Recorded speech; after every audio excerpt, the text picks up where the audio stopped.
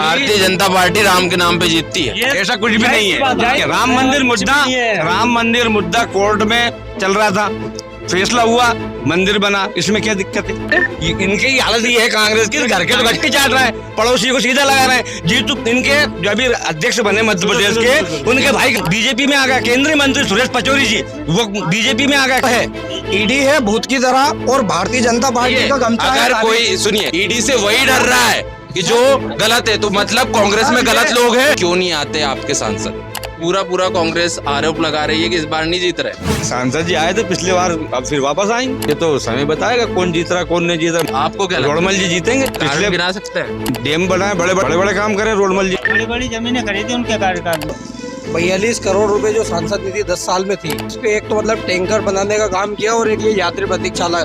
Tanker मतलब वो 2.5 साल भी नहीं चला। ये दिग्विजय सिंह जी लखनवास कब आए थे इससे पहले? उनको भी सालों नहीं हो गए। उनके छोटे भाई सांसद थे, वो आते थे। भाजपा वाले सीधे कहते हैं उन्होंने गाड़ी में बैठे बैठे भूमि पूजन कर दिया। माननीय राय साहब आए नहीं आए, पर माननीय राय साहब के पास जो भी गया कोई खाली हाथ नहीं लौटा। बंटाढार कहते हैं ना उन्होंने सड़कें बनाई, ग्रामीण सड़कों की हालत खराब थी, बिजली नहीं थी, गाँव में पानी नहीं था। जब राजा साहब मुख्यमंत्री थे, उस पीरियड में ग्रामीण क्षेत्र में इतने युवकों की नौकरी लगी, अतिथि शिक्षक में तो शिक्षक में, और उनके जाने के बाद में एक भी ग्रामीण क्षेत्र में ऐसा कोई लड़का मुझसे बोल दे कि मेरी लगी अतिथि शिक्षक में, तो मैं आज कांग्रेस छोड़ के भाजपा में शामिल हो जाऊंगा। आपने बंटाढार की कहा, नाम में तो क्या है, आप कोई भी गूगल खोल के लिख दो हु इज फेकू, तो फेकू के नाम पे नरेंद्र मोदी जी का चेहरा दिख जाएगा। आधे से ज्यादा बीजेपी के कार्यकर्ताओं को ही सांसद जी नहीं पहचानते। माननीय दिग्विजय सिंह जी राय साहब जो 10 साल इस राजगढ़ जिले से मुख्यमंत्री रहे, आज भी लखनवास आए, हो सकता है उनका गैप बढ़ गया, पर आज भी उन्होंने कार्यकर्ता को नाम लेके बुलाया। कोई एक सांसद का नाम बता दे जो पूरे सांसदों को कार्यकर्ता को जानता है। दिग्विजय सिंह जी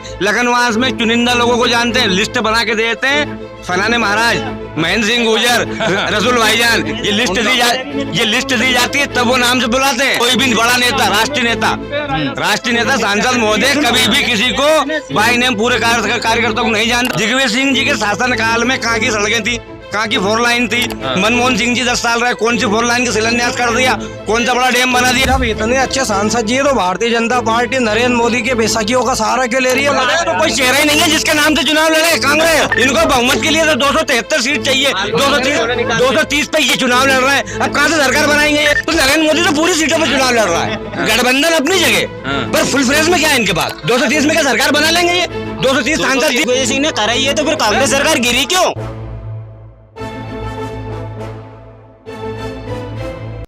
नमस्कार, मैं हूं राम, स्वागत है आप सभी का अद्वैत मालवा पर। अद्वैत मालवा की चुनावी यात्रा लगातार जारी है।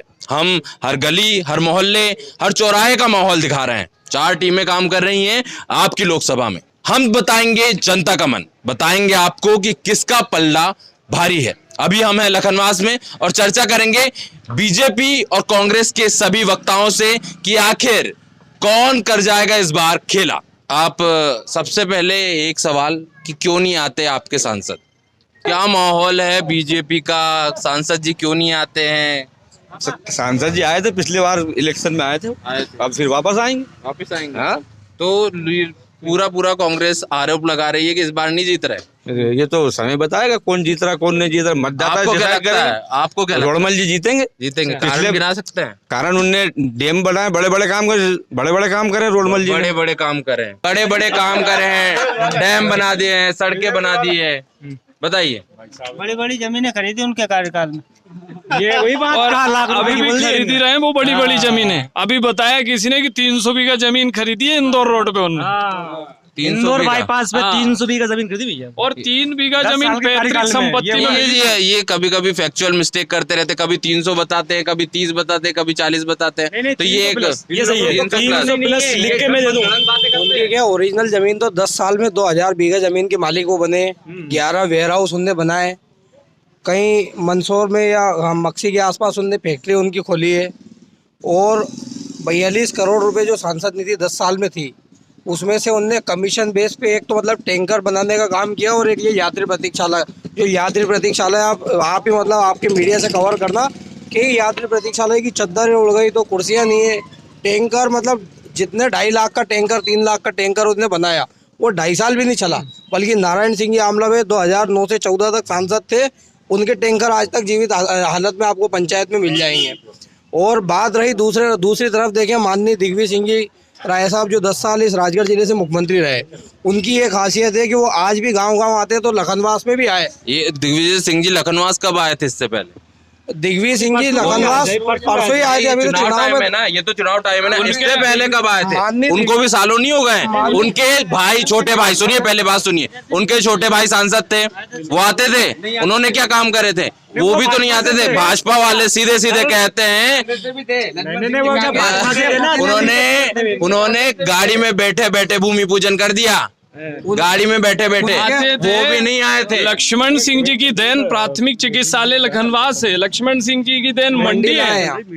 और माननीय दिग्विजय सिंह जी के प्रतिनिधि माननीय बाबा साहब जयवर्धन सिंह जी क्षेत्र की जनता से रूबरू हमेशा हुए हैं। और माननीय राय साहब आए नहीं आए, पर माननीय राय साहब के पास जो भी गया कोई खाली हाथ नहीं लौटा। आज भी लखनवास आए, हो सकता है उनका गैप बढ़ गया, पर आज भी उनने कार्यकर्ता को नाम लेके बुलाया। उनके जहन में आज भी कार्यकर्ता बसता है, कांग्रेस की सेवा बसती है, लोगों की सेवा बसती है। नाम याद है, लेकिन बंटा ढार कहते हैं। एक सेकंड बंटा ढार कहते हैं ना। उन्होंने सड़कें बनाई, ग्रामीण सड़कों की हालत खराब थी, बिजली नहीं थी, गाँव में पानी नहीं था। बीजेपी के लोग कहते हैं, ना कि कार्यकर्ता ना कि पब्लिक। आप मेरे को ये बताइए, एक मिनट रुकिए, जब राजा साहब मुख्यमंत्री थे उस पीरियड में ग्रामीण क्षेत्र में इतने युवकों की नौकरी लगी, अतिथि शिक्षक में तो शिक्षक में, और उनके जाने के बाद में एक भी ग्रामीण क्षेत्र में से कोई लड़का मुझसे बोल दे कि मेरी लगी अति शिक्षक में, तो मैं आज कांग्रेस छोड़ के भाजपा में शामिल हो जाऊंगा। आपने बंटा ढार की कहा, नाम में तो क्या है, आप कोई भी गूगल खोल के लिख दो हु इज फेकू, तो फेकू के नाम पे नरेंद्र मोदी जी का चेहरा दिख जाएगा।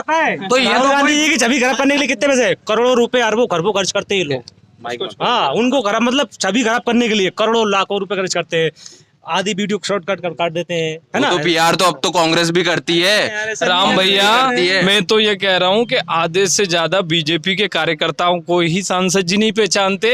जिनको आज सांसद जी कह रहे हैं वो पहचानते ही नहीं है सांसद जी कौन से गाँव के कार्यकर्ता है। ये जो बीजेपी के लोग जो बन गए, जो व्यापारी वर्ग है, वो तो डर के मारे बन गए सर, क्योंकि ऐसा है जो पूरे कार्यकर्ताओं को जानता है। कोई एक सांसद का नाम बता दे जो पूरे सांसदों को, कार्यकर्ताओं को जानता है। दिग्विजय सिंह जी लखनवास में चुनिंदा लोगों को जानते हैं, लिस्ट बना के देते हैं, फलाने महाराज, महेंद्र सिंह गुजर, रसूल भाईजान, ये लिस्ट दी जाती है, तब वो नाम से बुलाते हैं। अदरवाइज कोई भी बड़ा नेता, राष्ट्रीय नेता सांसद महोदय कभी भी किसी को बाय नेम पूरे कार्यकर्ता को नहीं जानता, वो भाजपा का हो या कांग्रेस का हो। ये कटु सत्य, मैं भाजपा का हूँ, ये कटु सत्य। भाजपा का ना कांग्रेस का, हर सांसद, हर बड़ा मंत्री किसी भी कार्यकर्ता को नहीं जानता, व्यक्ति विशेष को जानते हैं।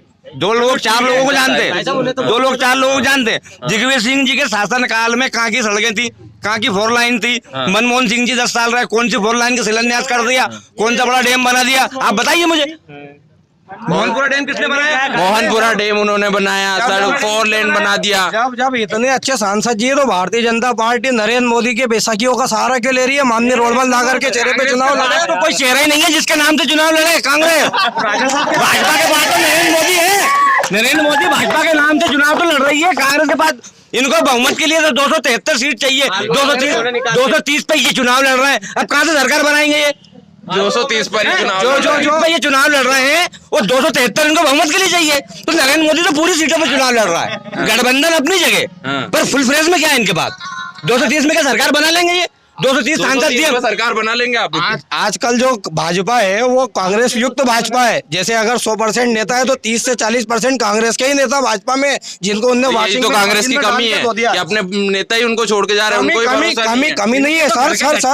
इस देश में क्या है, जो ईडी जो है सर, आपने इनकी हालत ये है कांग्रेस की, घर के तो गट्टी चाट रहे हैं, पड़ोसी को सीधा लगा रहे हैं। जीतू इनके जो अभी अध्यक्ष बने मध्य प्रदेश के, उनके भाई कांग्रेस में आ गए। इनका सुनील सूद जो महापौर थे वो कांग्रेस में आ गए। इनका केंद्रीय मंत्री सुरेश पचौरी जी वो बीजेपी में आ गए, कांग्रेस छोड़ के। तो ये क्या है? भविष्य खतरे में। जो ईडी जो है इस देश में, सर सुनना साहब, ईडी जो है, ईडी है भूत की तरह, और भारतीय जनता पार्टी का गमछा है। अगर कोई अगर व्यक्ति किसी चीज से डर रहा है, मतलब वो गलत है। ईडी से वही डर रहा है कि जो गलत है, तो मतलब कांग्रेस में गलत लोग हैं। ये जो भारतीय जनता पार्टी है, ये ईडी का गलत इस्तेमाल कर रही है। ईडी जो है वो है भारतीय जनता पार्टी का गमछा ताबीज है। ईडी आपको डराने आ रही है क्या? ईडी हमको डराने आ रही है। ईडी आपको डराने आ रही है क्या? ईडी की रेड बीजेपी के कितने लोगों के घरों पे पड़ी है, आप बताइए। हथियार की तरह यूज कर रही है। नहीं, कितने लोगों के घरों पे ईडी की रेड पड़ी है? सीबीआई बीजेपी के कितने लोगों के घरों में गई?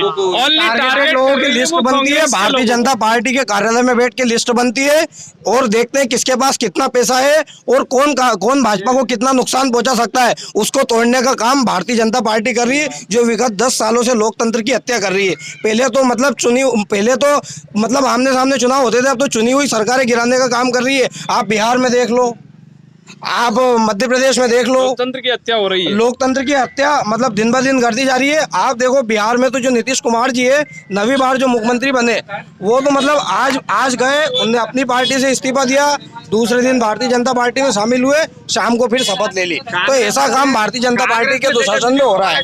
ये कांग्रेस के समर्थन में जब सरकार बनाई, जब नीतीश कुमार अच्छे थे, तो आप भाजपा के समर्थन में आके उन्हें सरकार बनाई, जब वो बेकार हो गए।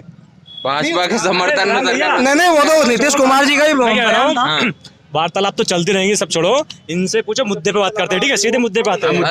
इनसे पूछो कि 10 साल में इनके माननीय सांसद जी ने के 2-3 काम गिनवा दिया हमें, बस मात्र 2-3 काम इनको ये। हाँ, एक तो सबसे गिनवा रहा हूँ। हाँ, ये काम कहाँ से आते हैं? सुनो मेरी बात, ये मोहनपुरा क्षेत्र है ना, मोहनपुरा क्षेत्र है, ये लोकसभा क्षेत्र में, लोकसभा क्षेत्र में, ये लोकसभा क्षेत्र में। इसके बाद में रामगंज मंडी से भोपाल रेलवे लाइन का काम चल रहा है अभी वर्तमान में। दिग्विजय सिंह कब थे दिग्विजय, जब तक क्यों नहीं बनी? दिग्विजय सिंह जी की देन है, उनकी बात पूरी करके दिग्विजय सिंह जी की देन है, तो फिर इतने सालों से क्यों नहीं बनी है? अभी काम तो शुरू हुआ